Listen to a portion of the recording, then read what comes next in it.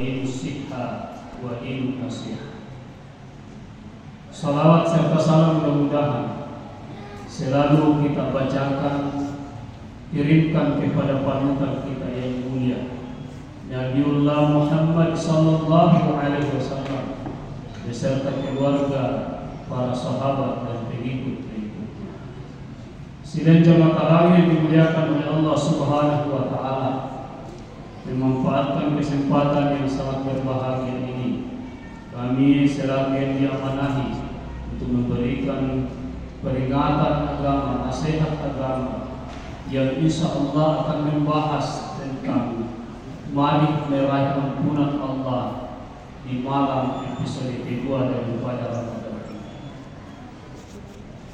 Berdasarkan dalam hadis yang meskipun sebahagian ulama menganggap hadis ini dhaif atau menganggap hadis ini hasan, tapi salah satu periwayat hadis At-Tirmidzi yang diakui keabsahannya meriwayatkan sebuah hadis, qala Rasulullah sallallahu alaihi wasallam, Ramadan awwaluhu rahmatun wa awsatuhu maghfiratun wa akhiruhu 'itqun minan nar.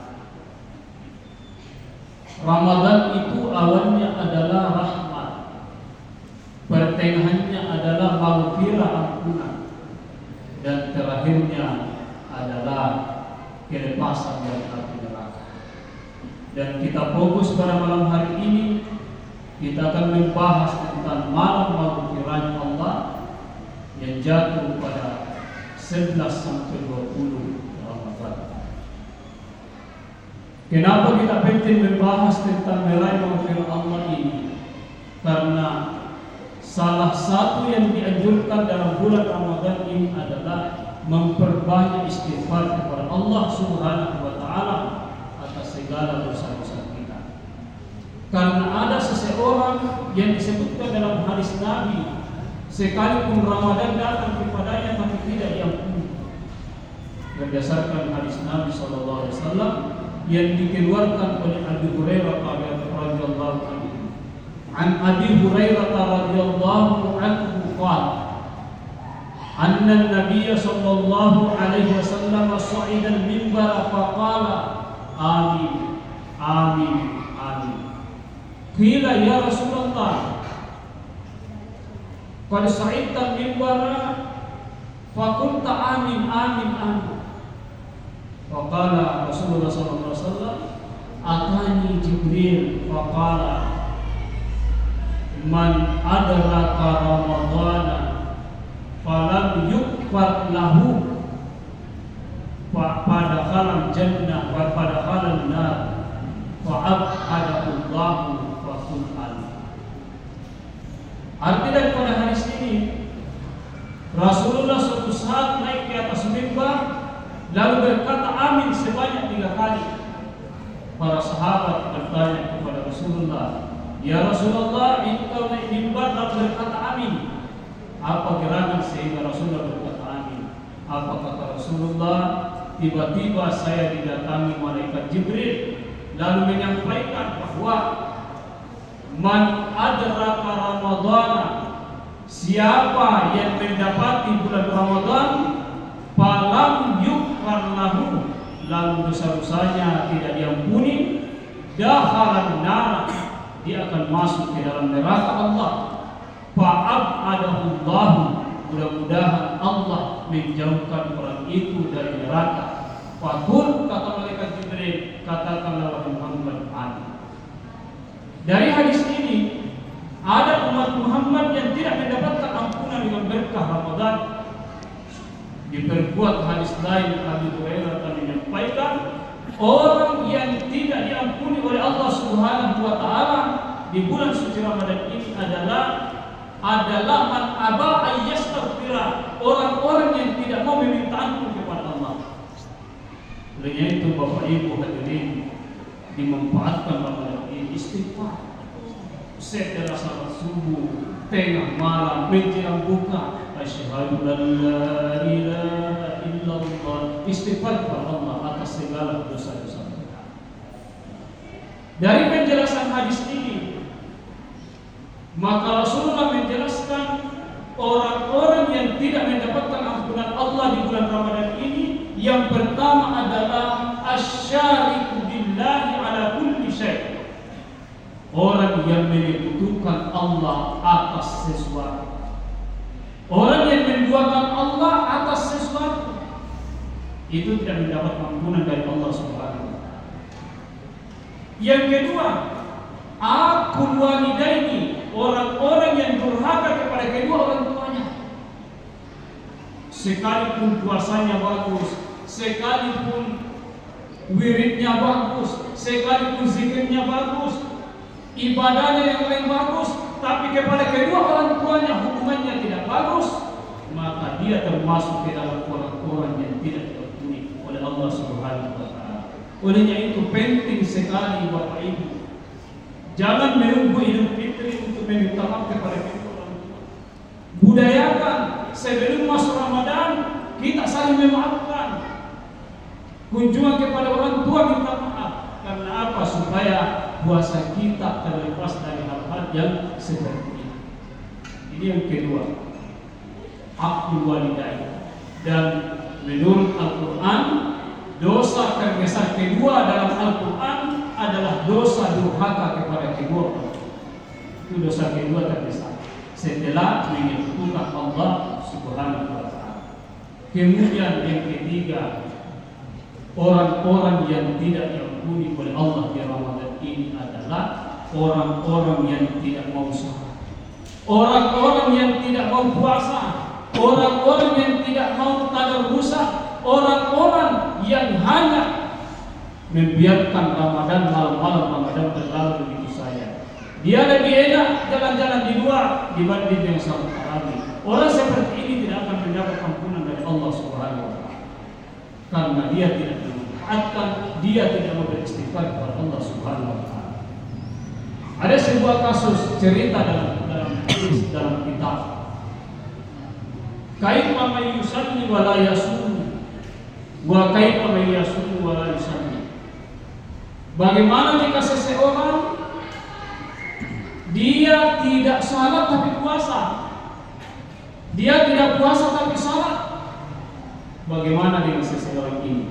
Maka kebijakan ulama kita menjawab, orang yang salat tapi tidak puasa itu tidak apa-apa.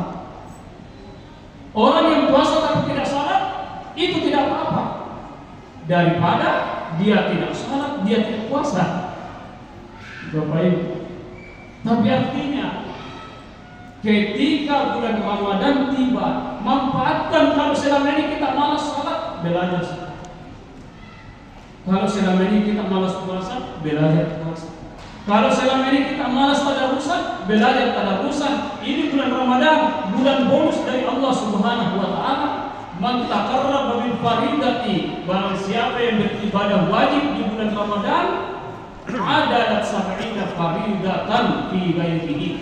Itu sebanding pahalanya 70 ibadah wajib di luar Ramadan. Wa man taqarraba bin nawafil fi Ramadan adalah faridatan fi ghairihi, dan barang siapa yang melaksanakan salat sunat, ibadah sunat di bulan Ramadan, itu pahalanya sebanding dengan ibadah wajib. Contoh, pahalanya salat subuh. Sunatnya saja salat subuh itu 2 rakaat sebelum subuh kita salat sunat. Itu khairun minad dunya wa ma fiha. Itu pahalanya lebih baik daripada dunia dan seisinya. Itu sunatnya salat subuh. Siapa yang salat sunat subuh dalam bulan Ramadan, itu pahalanya sebanding dengan salat subuh. Dan siapa yang salat subuh dalam bulan Ramadan, pahalanya sebanding dengan 70 salat subuh di bulan Ramadan. Kita perlu memanfaatkan Bapak Ibu yang dimuliakan oleh Allah. Jangan sampai kita termasuk habis Ramadan, berlalu Ramadan, ternyata ampunan Allah tidak mengenal diri kita. Na'udzu billahi min dzalik. Sidang jamaah tarawih yang dimuliakan oleh Allah Subhanahu wa taala. Kemudian mari kita manfaatkan bulan puasa ini dengan sebaik-baiknya. Karena apa? Bulan puasa itu mengandung 1000 macam hikmah.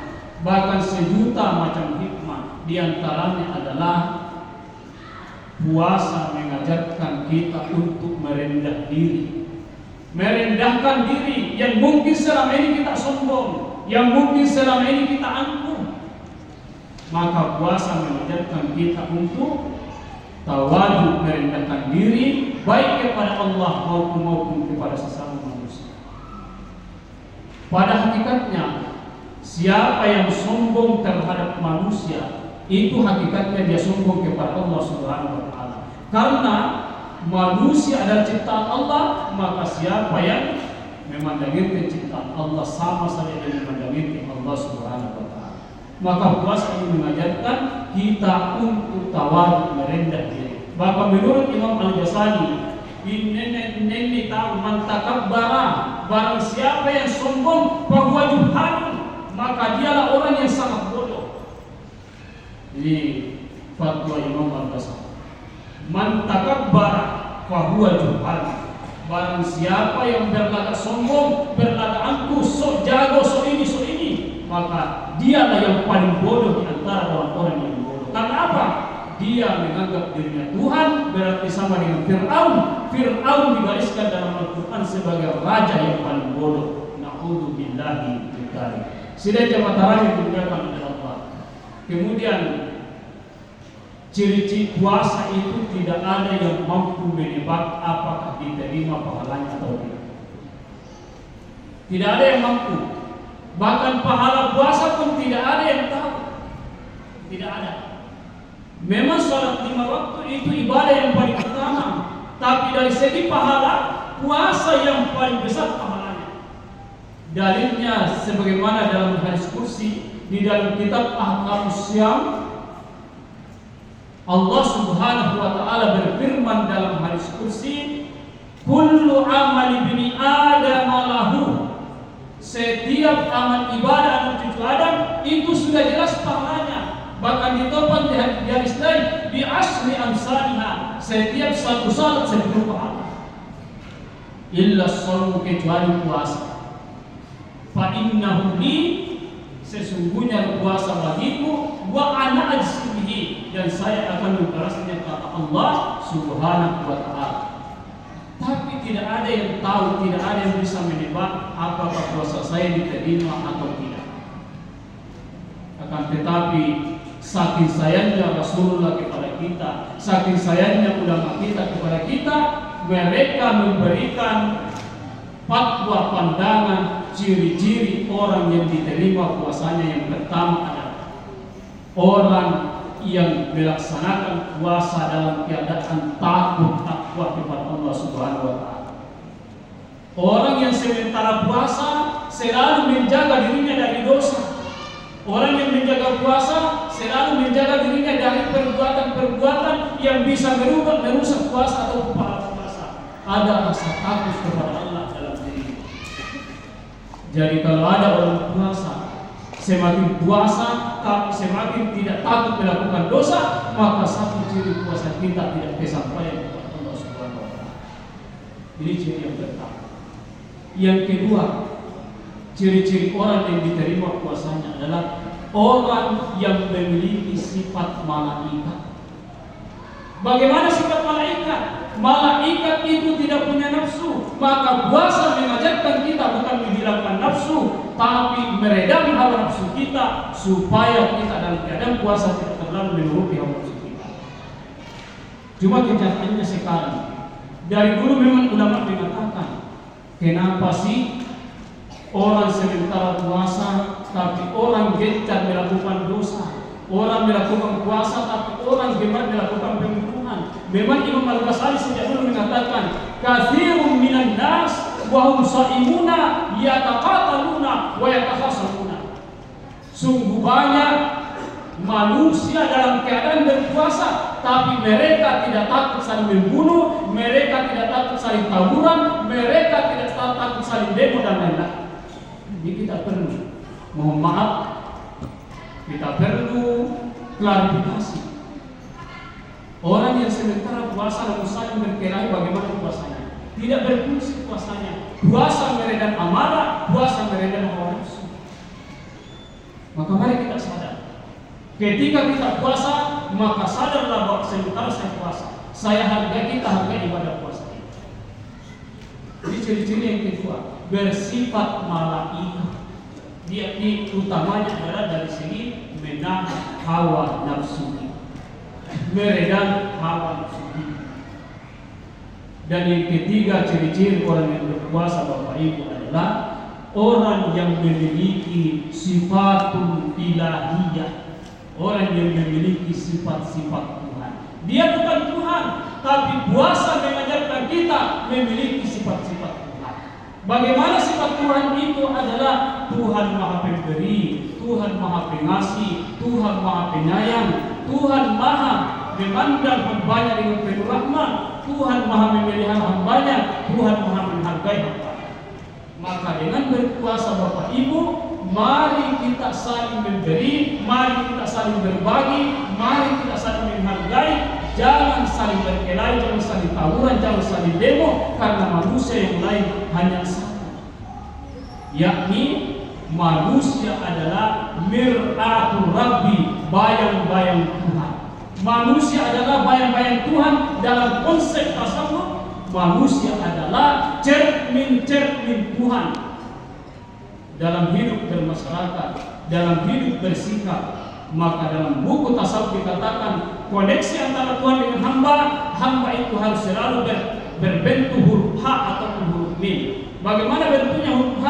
Kita harus selalu dalam bentuk ruku kepada Allah, kita harus selalu dalam bentuk sujud kepada Allah.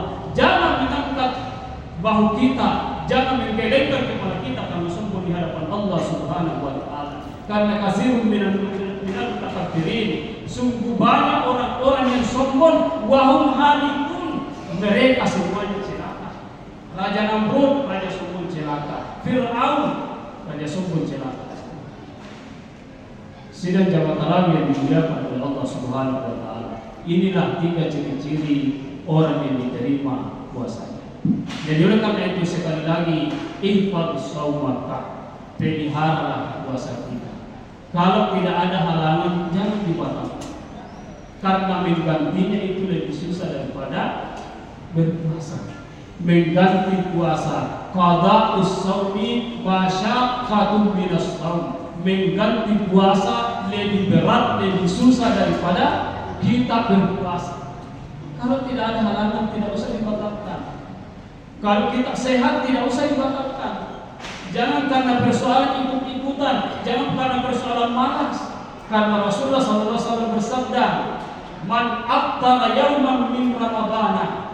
Barang siapa yang sengaja membatalkan puasanya dari bulan Ramadan min ghairi rukhsatin, dengan tanpa halangan, dengan tanpa uzur, lam yaqdihi shaumud jahri insamahu. Biar 1 tahun dia pakai mengganti, tidak akan mampu mencoret, tidak akan mampu mengganti, tidak akan mampu menghapus dosa membatalkan pahala dengan puasa. Makanya jangan begitu gampang, jangan ikut-ikutan Bapak Ibu.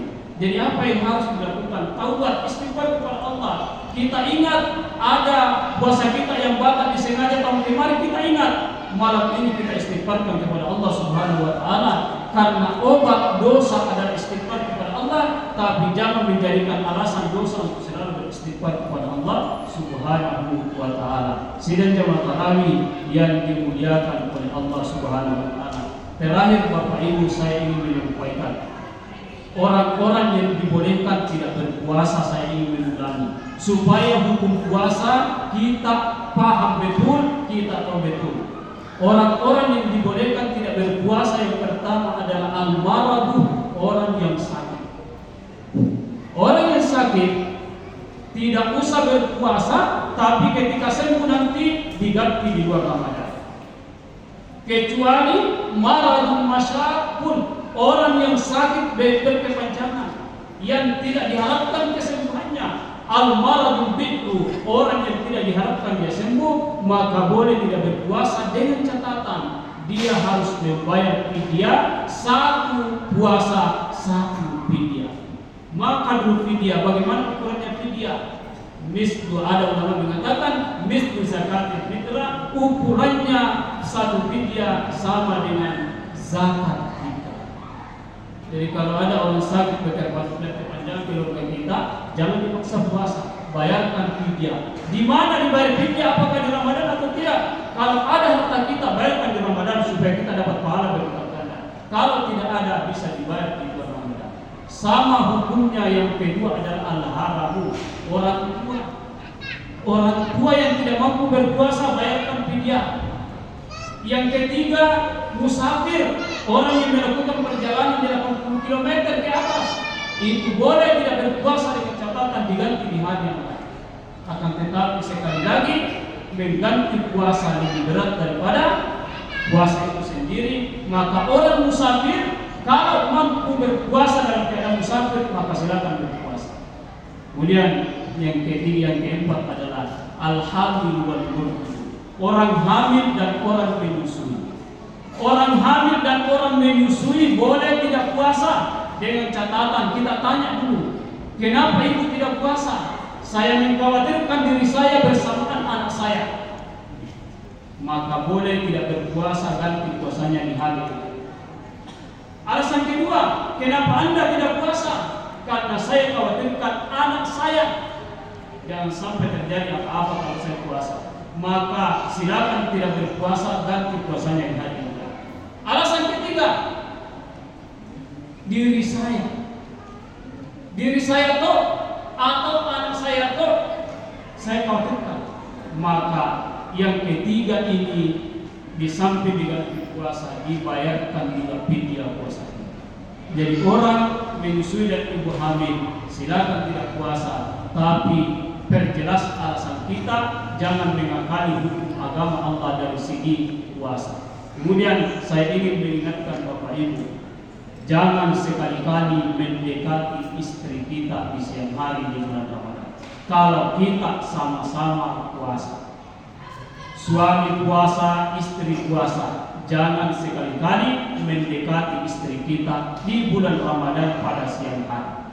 Hanya ada teka-tekinya ulama kita, colek-colek istri di siang hari sementara puasa, hukumnya makruh.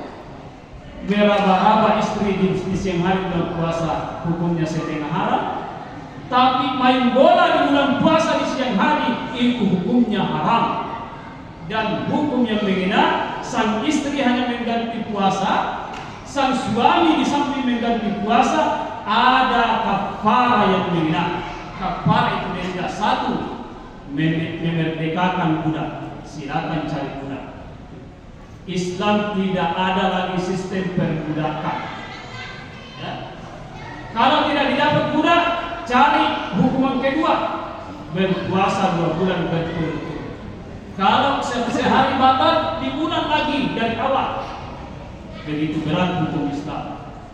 Ada bapak-bapak bertanya sama saya, kenapa berat sekali hukumnya? Kan kita sudah enak-enak main bola dengan istri kita di siang hari. Kalau malam hari tidak apa-apa. Nah sama mandar moya dibukain dan tidak tahu apa. Tapi kalau di siang hari kan cukup. Saya tidak mampu puasa 2 bulan berturut-turut, maka hukuman terakhir, tidak ada lagi hukuman terakhir, kasih makan fakir miskin sebanyak 60 orang. Tidak boleh kurang, tidak boleh, boleh lebih. Kalau ada kelebihan harta kita. Karena sedekah salah satu amalan yang cepat mendekatkan kita kepada Allah adalah sedekah. Sudah Bapak Ibu yang dimuliakan oleh Allah.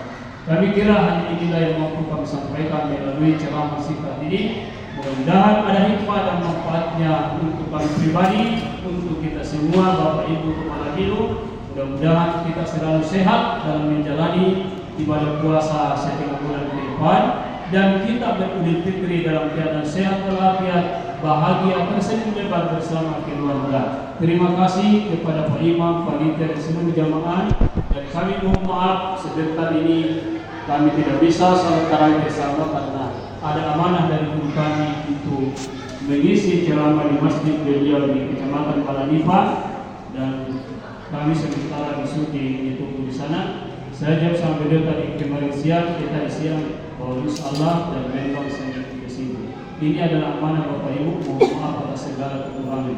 Minallahil musta'an wal iqlan, wallahu muwaffiq ila aqwamit thariq. Assalamualaikum warahmatullahi wabarakatuh. Waalaikumsalam.